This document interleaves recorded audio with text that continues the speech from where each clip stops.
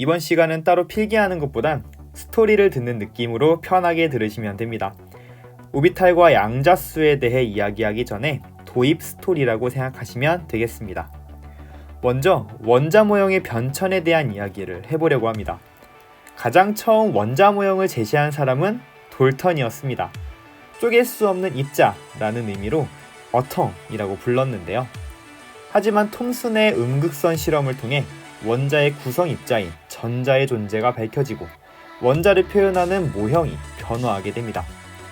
전체적으로 플러스를 띠는 부드러운 입자에 전자가 콕콕 박혀 있을 것이라고 주장하며 그 모습이 마치 건포도가 박혀 있는 푸딩 모양과 비슷하다고 하여 푸딩 모형이라고 불렀습니다.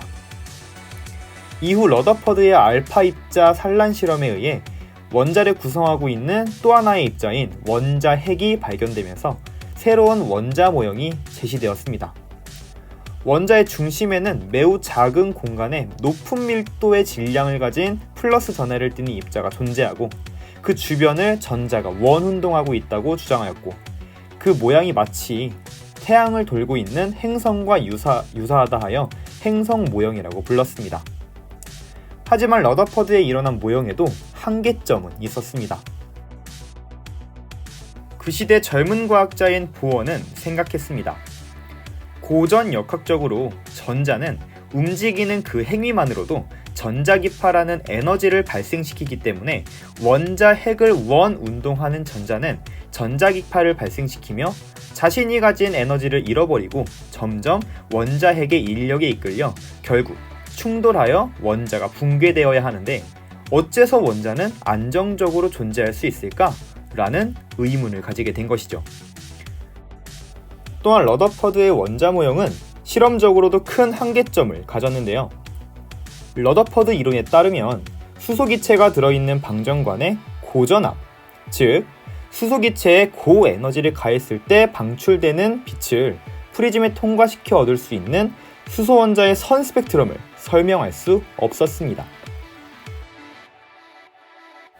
러더퍼드 이론에 따르면 고에너지에 의해 분리된 수소원자의 전자는 원자핵 주변 어느 위치에나 존재할 수 있기 때문에 고에너지에 의해 들떠버린 수많은 수소원자의 전자가 다시 바닥 상태로 떨어지는 과정을 반복하며 모든 에너지 영역의 빛을 방출하게 되어 연속 스펙트럼이 나올 것이라고 예측하였습니다. 하지만 실제 관측 결과 연속이 아닌 선 스펙트럼이 나왔고 새로운 원자 모형의 제시가 필요해진 것이죠. 이 현상을 보고 보어는 생각합니다.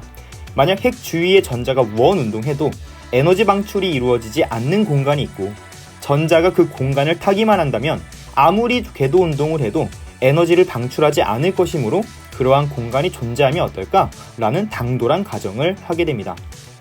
보어가 말한 이러한 궤도들은 특정한 에너지 값을 기준으로 양자화되어 있어 그 궤도상에 놓여진 전자는 바로 그 궤도가 허락하는 에너지를 가져야만 궤도상에 존재할 수 있다는 특징을 가지게 됩니다. 이러한 보어 이론으로 수소원자의 선 스펙트럼을 매우 정확하게 설명할 수 있었습니다. 여기서 연속과 불연속의 의미는 무엇일까요? 과거 과학자들은 세상에 존재하는 모든 에너지는 연속 스펙트럼과 같이 그 값이 연속적으로 이어져 있다고 생각했습니다. 예를 들면 1도씨의 물과 2도씨의 물 사이에는 무한히 많은 온도가 존재한다고 생각을 했죠.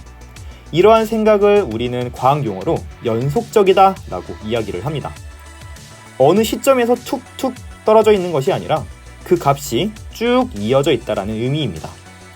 하지만 우리가 앞으로 다룰 전자와 같은 미시세계에서는 에너지가 연속적으로 존재하지 않고 이미 정해져 있는 어느 특정한 값의 배수로만 그 값을 가지게 된다는 겁니다. 즉, 미시세계에서의 에너지는 특정한 양을 가진 틀이 이미 정해져 있고 이것의 의미를 과학 용어로 양자화되어 있다라고 이야기를 합니다. 예를 들면 우리나라에서 사용되고 있는 동전으로 123.4원을 만들 수 없는 것처럼 말이죠.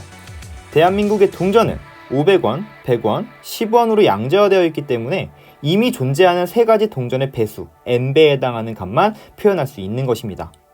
보어는 원자핵 주위의 전자가 가지는 에너지가 양자화되어 있다라고 주장한 것이죠.